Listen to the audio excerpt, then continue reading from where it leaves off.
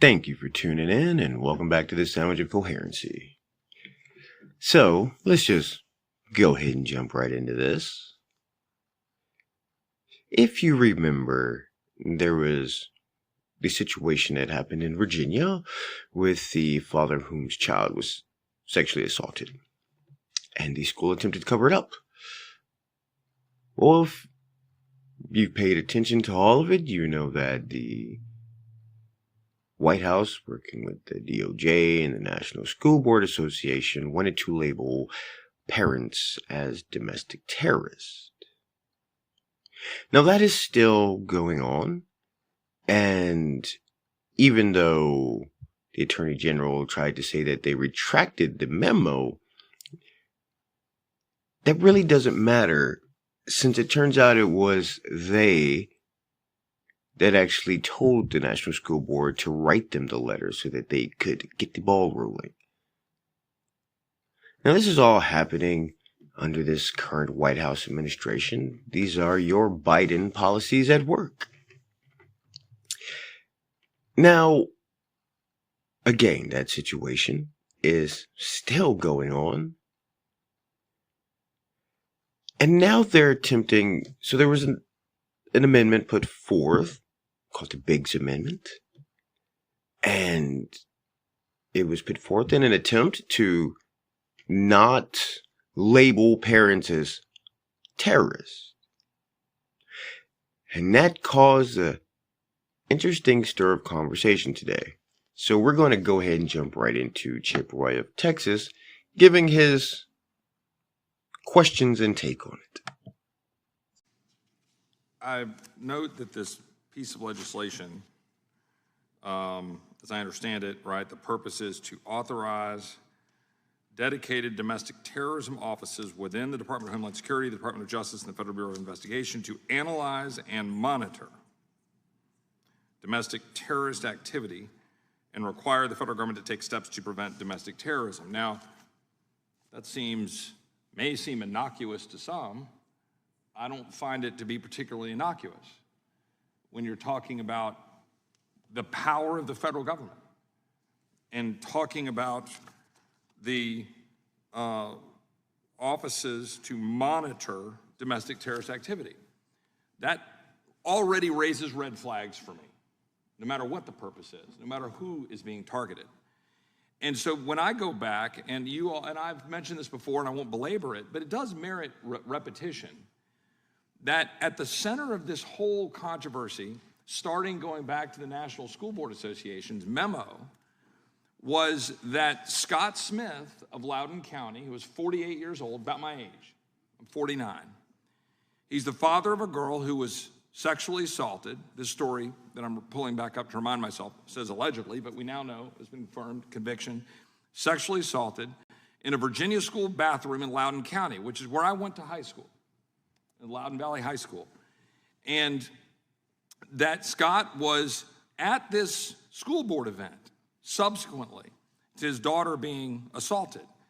And his wife is yelling, quote, "My child was raped at school and this is what happens." And there's a picture that was fairly famously spread around the internet of Mr. Smith being wrestled to the ground.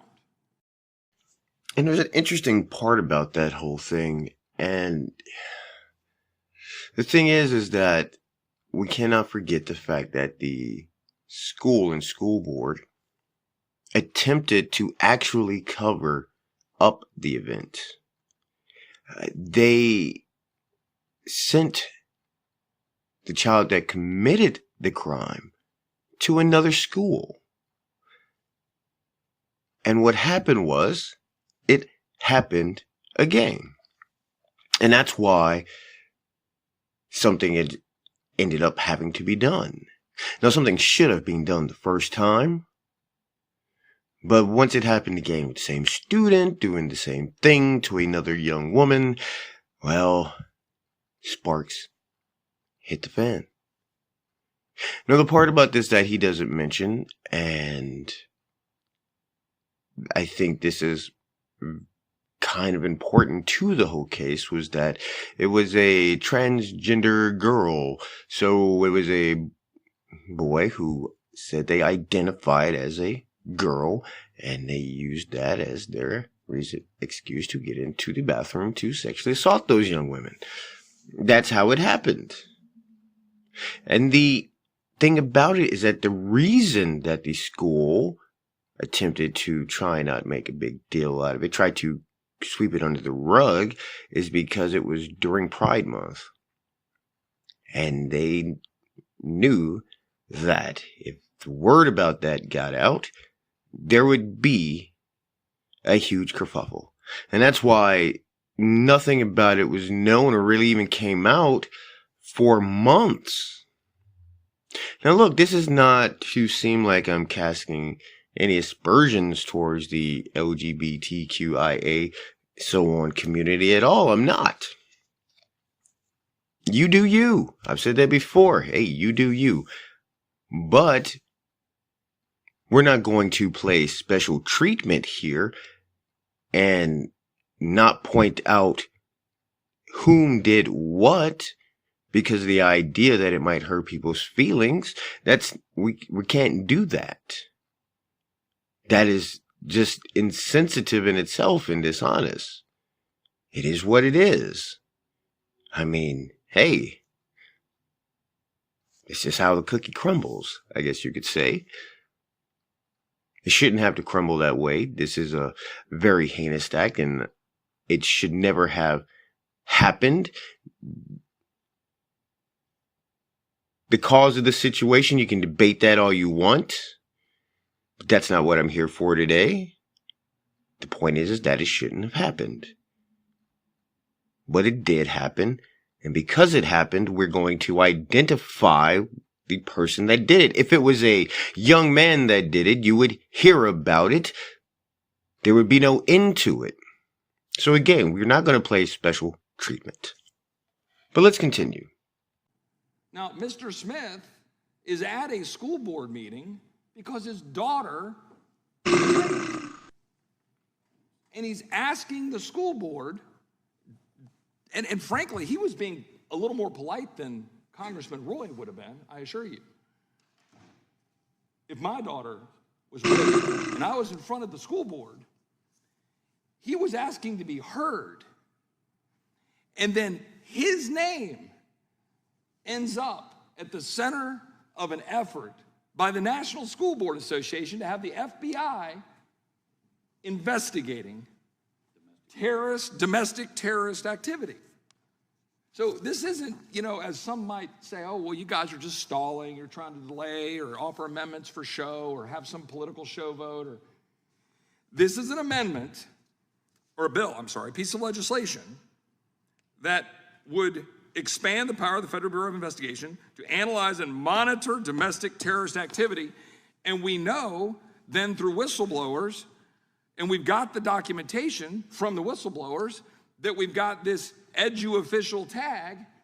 And now all we simply want to do in this amendment, since the majority refused to accept Mr. Biggs' amendment to say, wait, let's not target parents. All we're trying to do right now is say, can we at least know who's being targeted?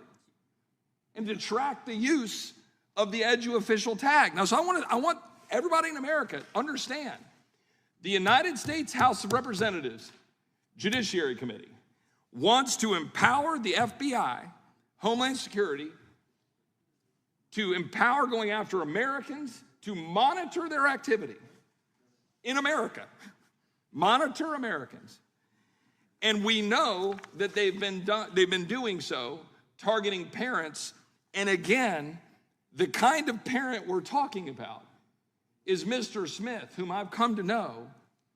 And that was the epicenter of starting this whole thing of, quote, threats to school boards. That a father wanted to dare question a school board about what happened to his daughter in a bathroom in the school he pays taxes to, and just wants to know that his daughter is safe. And do my colleagues on the other side of the aisle think that's okay? My colleagues on the other side of the aisle think, oh, let's just sweep that aside? And that we shouldn't be concerned about the power of the government tracking citizens? Tracking Americans based on the fact that they show up to a school board to demand security for their daughter? That's where we are. I yield back. Gentleman yields. You know, they do hold a vote, and the Democrats, when they find out what they're voting for, they vote no. Nay. So, no to no targeting parents, and no to allowing it to be known what type. They don't want you to even know what type of people they want to target, whom the people are. This is getting ridiculous. And the simple fact that this is something that's even proposed. I mean, let's look at the honest reality. It is a parent that showed up to a school board meeting to ask questions and find out what they were doing about this situation, about their child being sexually assaulted at said school. The thing about it is that the school board actually knew the guy was coming.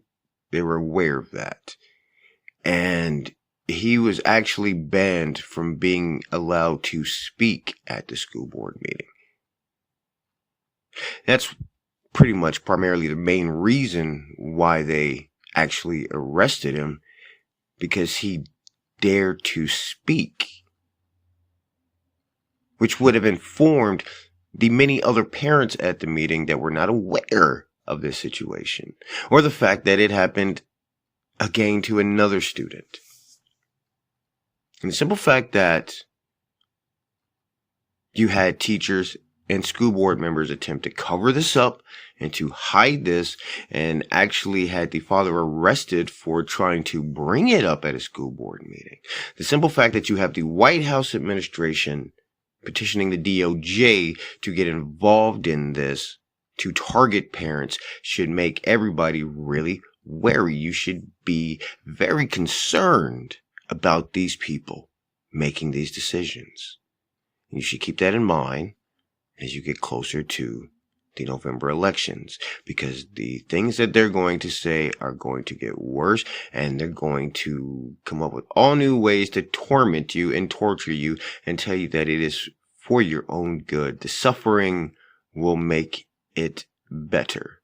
Think about it. Inflation, the highest it's been in 40 years, and the White House says this is good for you.